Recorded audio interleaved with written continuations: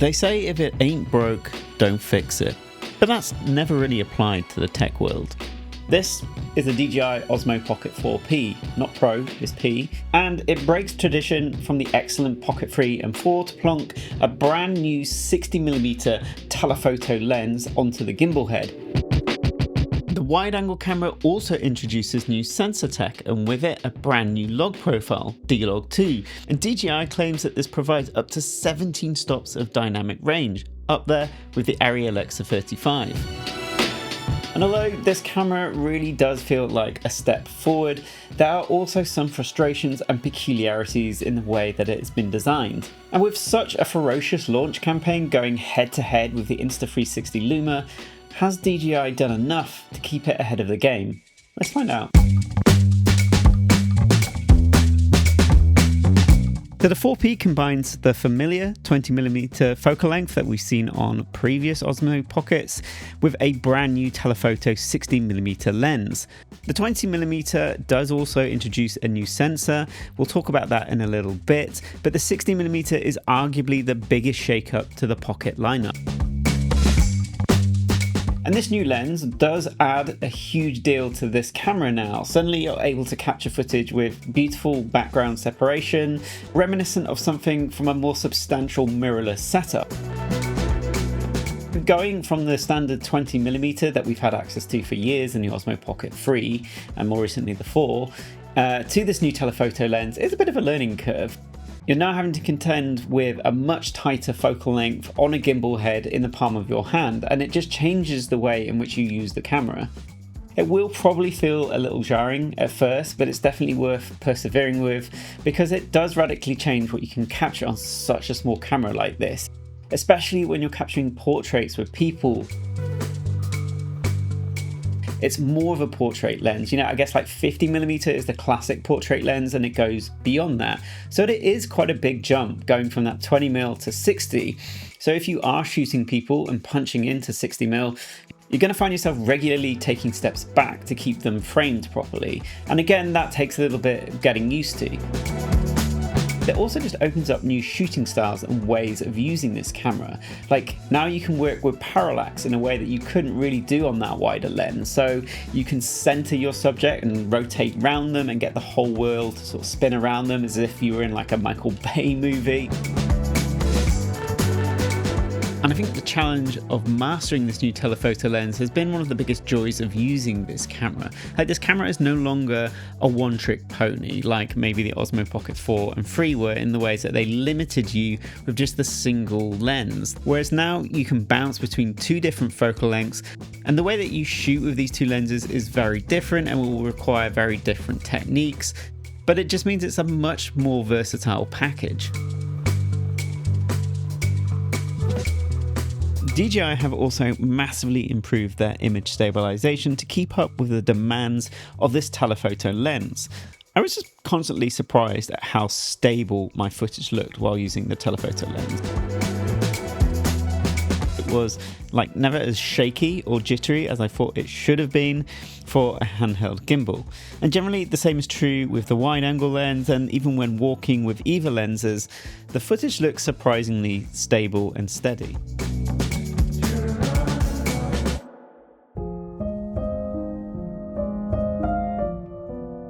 I think what's really cool on this new camera is the return of the digital lossless zoom. Whereas before we were kind of stuck with this on the wide angle lens, I didn't really find it that inspiring.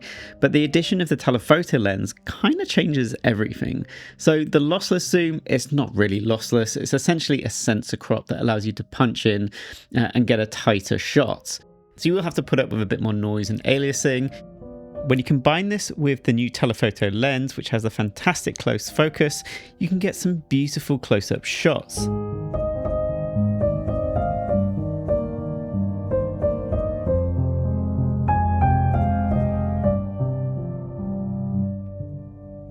So it's described as a 6x lossless zoom because it's measured from the wide angle lens, but you're effectively getting a 2 times crop on that telephoto lens, which brings you to 120mm focal length. It's perfect for capturing close-up details and works very, very well with the image stabilization and autofocus, as you can see here with Steph's eyes. Noise does creep in a bit faster, so you'll have reduced dynamic range, but a sprinkling of noise reduction should tidy this up pretty well. As on the wide, you can also go further with a digital zoom, extending up to 12 times from that wide angle, which is about a 240mm focal length. At this point, the image does begin to fall apart. You get a lot more noise in the shadows. It gets really noisy, even at average exposures. So I probably wouldn't spend a lot of time using it. DJI have also introduced their new Active Track 8 autofocus system on this camera, and you're probably going to want to use it on the telephoto because keeping your subjects centered and in frame whilst you're moving around is definitely pretty tricky, and it does work pretty well, although I do wish it was a hair more responsive in terms of framing and keeping your subject in the center. But generally, I'm impressed by the autofocus on this camera. It keeps up with the demands, especially when using the telephoto lens. When walking through crowds of people, the camera locks focus on a subject and maintains it even when people wipe past the frame. And focus transitions between far and close also seem to be smooth and natural without much pulsing going on.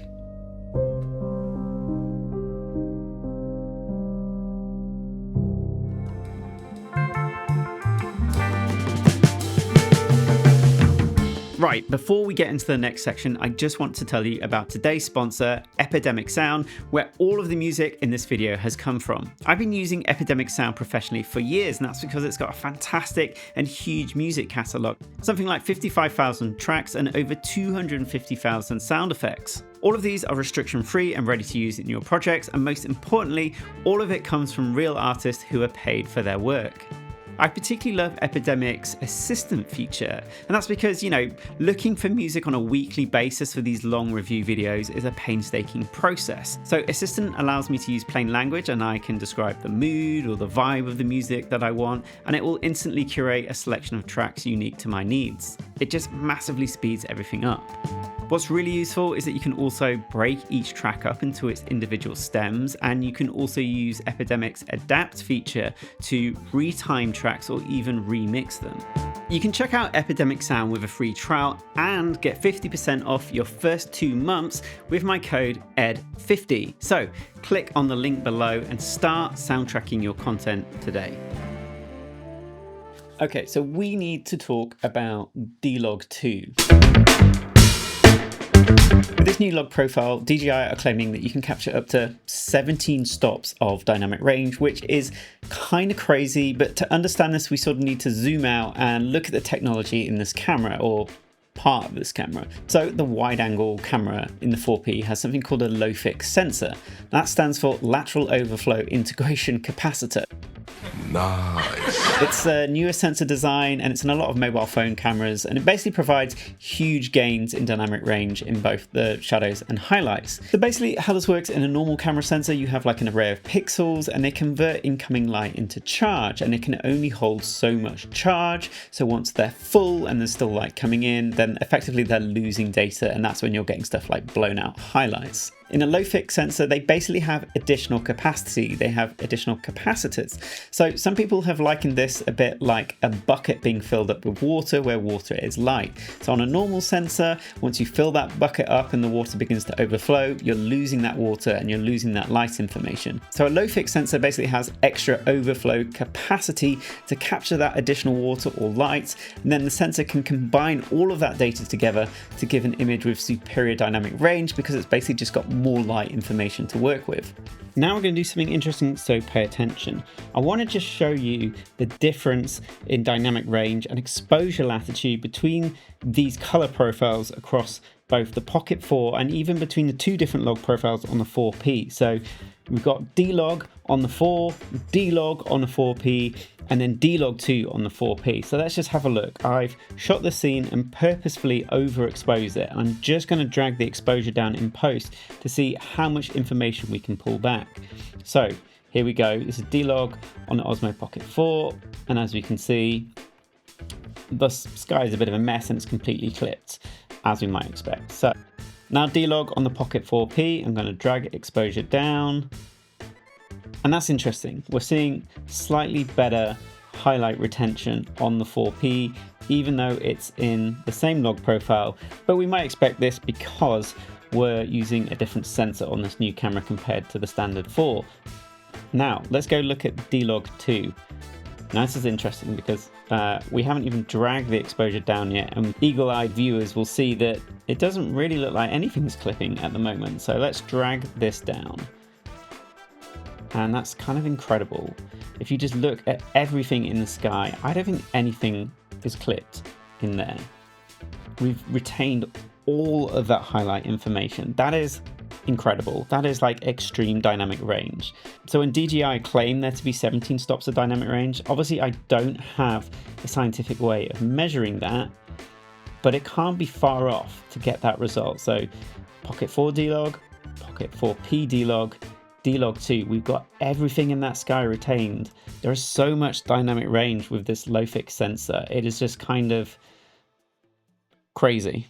But as is often the case, once you get a taste of something better, it's difficult to go back. And here lies the problem, because the LOFIC tech is only in one of the sensors on this camera, one of the cameras. You can only access D-Log 2 when shooting on the wide angle lens. I think this will be quite frustrating for a lot of people. It certainly was for me, and it does create quite an inconsistent experience when using the camera. But if you're in D-Log 2, you're just blocked from using the telephoto lens. So I hope DJI can add some firmware fix that just forces the camera to shoot in standard D-Log when you trigger the telephoto lens. So you're not having to constantly stop recording and constantly mess around swapping out log profiles in the menus. Then the other issue is that you'll probably just end up with a bunch of footage shot across two different log profiles, which can be a little frustrating and slow you down. It's fairly easy to match these up in post, but it is extra work. You know, the cynic in me just wonders whether they'll conveniently fix this inconsistency in the next version of the camera and encourage people to upgrade. So with the new sensor on the Pocket 4P in the wider angle, we do get some differences in the way that it renders the image. So even at comparable white balance and tint settings and ISO, the Pocket 4P image looks quite different from the Pocket 4. So as you can see here in this side by side, the Pocket 4 has a slight green bias in the image, and it pushes a lot more saturation in the greens. I would say the image of the Pocket 4P is a little bit more subtle, just a little bit more pared back.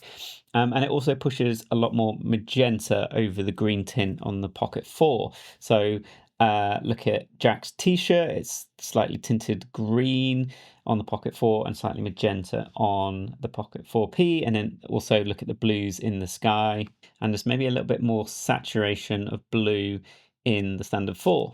I just wanted to quickly show you what difference having a proper optical zoom has over a sensor crop. So on the Pocket 4, we get a 3x digital zoom on the sensor. And then on the right here, we've got the 4P using the 60mm lens, the new lens. The image is sharp, we've got background separation, we've even got bokeh appearing in the trees. Whereas the digital zoom is very fuzzy, it's noisy, and just looks a bit bleh. When it comes to looking at D-Log 2 compared to the standard D-Log profiles, it's a little bit trickier. We don't have an official color space transform in Resolve yet. DJI do have an official LUT that takes you to a Rec 709, but I've never been a huge fan of DJI's LUTs. Here you can see what it looks like compared to the Pocket 4. It's a lot brighter, and compared to D-Log in the same camera, again, much brighter. So before these LUTs were available, I was actually just using an Arilog C4 transform in Resolve, and I found I got pretty good results for that. And what's interesting is DJI have also provided a conversion LUT that takes you from D-Log 2 into Arilog C4. Now, I suspect D-Log 2 and Arilog C4 are very similar, because the only difference that this conversion LUT seems to make is to gamma, so more of an exposure tweak. It doesn't seem to affect color. I recommend experimenting with different workflows and see what works best for you. But I find if you're wanting to match D-Log to D-Log 2, going down the Arilog C4 conversion routes gives you the best starting point to match images. So until we get proper D-Log 2 support in Resolve, I would probably recommend going down the route of using Arilog C4 in your color space transform, and then experimenting with this conversion LUTs until Blackmagic update Resolve to support D-Log 2. So now that these cameras have proper log profiles, it's a lot more straightforward to deal with footage in post. But saying that, there are lots of things that I do before I even get to post to ensure that I'm getting the best out of my footage. So I'll make sure I'm shooting in the log profiles in 10-bit. I'll also turn down noise reduction and sharpening in camera just to get a slightly less processed looking image. And if I need to handle noise reduction, I'll just handle it myself in post. Of course, getting your lighting correct, composition, white balance, all of those things are going to influence how good your images look. So, you know, if you're going to put garbage in, you're going to get garbage out. So starting off with the best possible image is always going to give you the best results in post. So I also shoot in manual, and I'll try to lock off as many settings as possible apart from ISO. So what's great in a recent firmware update is DJI added ISO ranges, and that's a really good way to try and keep exposure in check without having to completely lock it down to a single value. So limiting your ISO, I would not let it go beyond 1600, but then beyond that I'll allow the camera to select the appropriate ISO. I don't normally go beyond 1600 because that tends to be where noise creeps in. And then once I've got the image in post, what I'm going to be doing is a few things to treat the image before looking at color. So sometimes I like to add barrel distortion. The image is quite digital looking when you first get it in, so just funking up the frame a little bit can really go a long way. And then the main sort of workflow I use is, like my Osmo Pocket 3, I've also developed some LUTs and a Powergrade to go with the Osmo Pocket 4P and 4. So it's called TURIN. And it's available as a standalone LUT pack or as a Powergrade, which also comes with the LUT pack. So the LUT pack comes with the base LUTs and some additional LUTs, as well as my stackable LUT system that I also had with the DJI Osmo Pocket 3 Palermo LUT pack. And the idea of this is to give you similar flexibility as the Powergrade and to deliver some of those nodes as stackable LUTs, so you can combine and build your own looks by stacking different LUTs together to create custom looks. And then the Powergrade, it looks way more complicated than it actually is. It's based around the LUTs, and then it has loads of different elements that will allow you to build and customize your own looks. And the idea here is just not to force you into using one pre-configured look that I thought looked nice. It's to give you the starting point and the tools to build your own grades and looks. I'm launching it alongside this video. I will make a separate video later on, which will go through all of the different elements and how all the different bits of the Powergrade work and run through a few example grades. But if you want to pick it up cheaper with the launch discount, bounce over to my store now and check it out. So DJI have just fixed one of the biggest issues I had with this camera, and that was the exposure jump between the wide angle and the telephoto lens, which meant that when you went into the telephoto, everything got brighter, and it meant you had to completely change your exposure if you were working in manual, and even switch ND filters, which was super cumbersome. But they fixed it now, which is good, because that massively reduces the friction of using this camera. And you know, this is the Pro version. Although when I first called it the DJI Osmo Pocket 4 Pro, DJI corrected me and said it's just P, it's not Pro. They didn't elaborate on what the P means. Don't know whether it means Pro, Premium, Pingu. Arguably, it's the more premium, advanced version of the Pocket 4. And with that, I kind of expected to see a few more features. The first would be shutter angle. It's just really fiddly changing shutter speed in this camera, and I think for a more premium professional offering, it's just a necessity. On a mirrorless camera, you have dials, so you can change shutter speed quickly. On this camera, you have to go into lots of menus, and it just takes ages. The next is slow motion. So same as the Pocket 4, anything above 60 frames a second is shot in Rec. 709. So in the slow motion mode, you can go up to 240 frames a second, but you are confined to just capturing in the normal Rec. 709 color profile. This seems like a massive oversight to me. I was kind of frustrated that we couldn't capture slow motion log on the 4, but at least I thought they were saving this for the 4P, and it doesn't seem like they have. But the cumbersome thing is that at the end of a day of filming with D-Log 2, you might end up with footage spread across 3 different color profiles, and that's just going to be a bit of a headache in post. And then you don't get equal performance across the 2 cameras. On the telephoto, you only go up to 200 frames a second, and on the wide,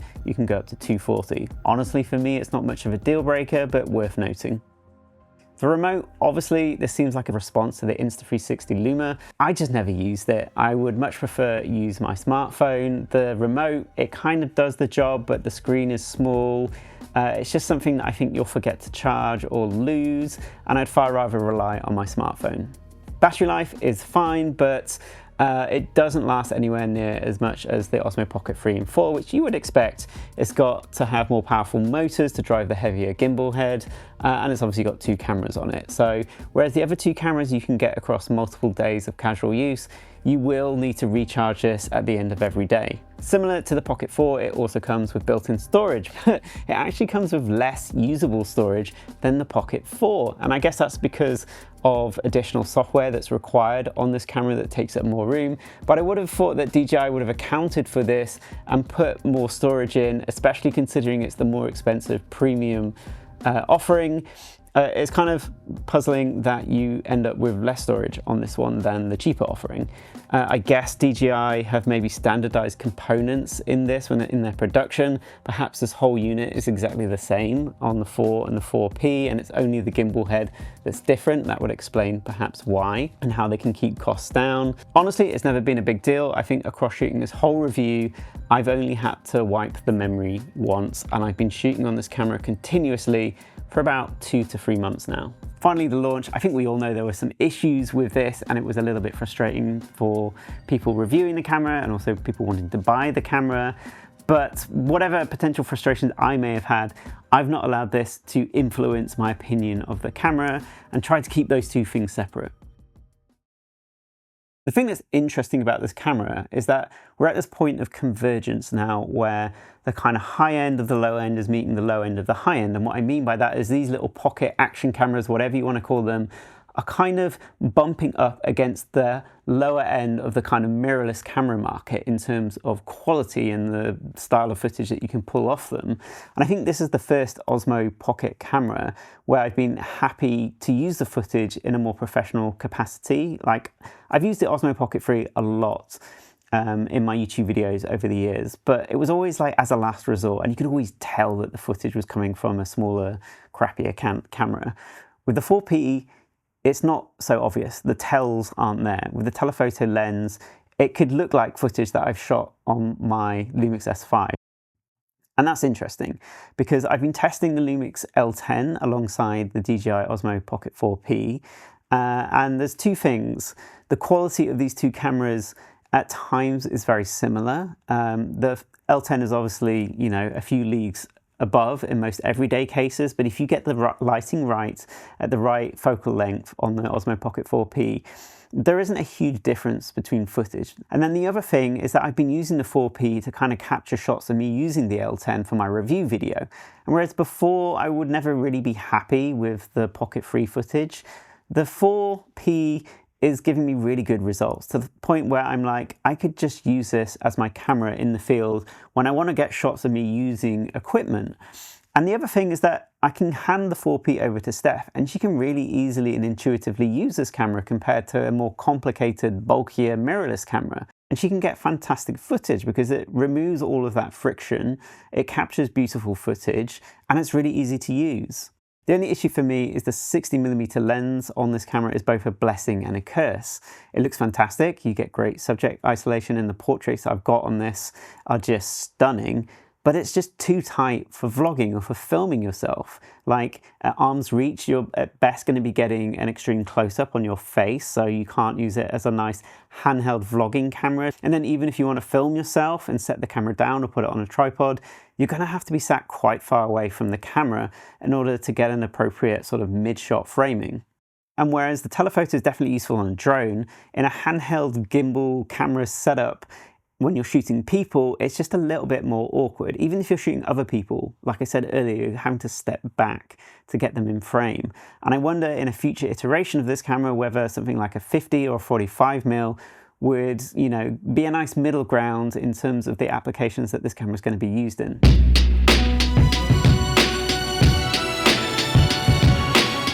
It's been a wild ride reviewing this camera, but overall I've been super impressed.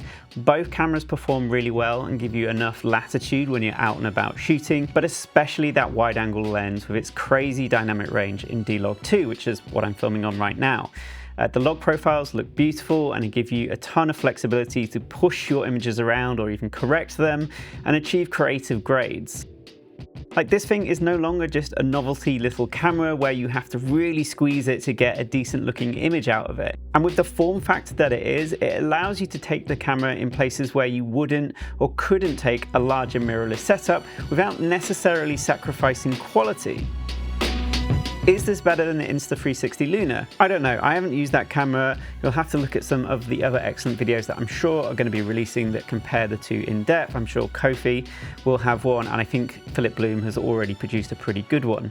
But that camera's 8K, and I always feel like 8K is a red herring in any sort of mirrorless or small form factor camera, because the amount of compression that's required often to get 8K in these smaller, cheaper cameras means that you're often just losing out on the benefits of that resolution anyway, because the image is heavily compressed.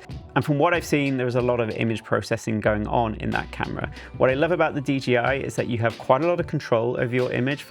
So someone like me can turn off sharpening, can turn off noise reduction, and handle all that stuff in post. But obviously the DJI option just isn't available for, people in America, so the Luna might be the only way to go unless you want to import the DJI or buy it when you're away on holiday. So if you're struggling to decide between the 4 and the 4P, I would say just consider the 4P if you can afford it. Both are excellent options, but for that small price increase, you're getting a lot more for your money. You're getting the extra lens and also the new wide angle camera with the D-Log2 profile. I'm so happy to finally get this video out. Don't forget to check out my LUT pack and Powergrade. Don't forget it's on a limited time discount, and picking that up is just a fantastic way to support the channel.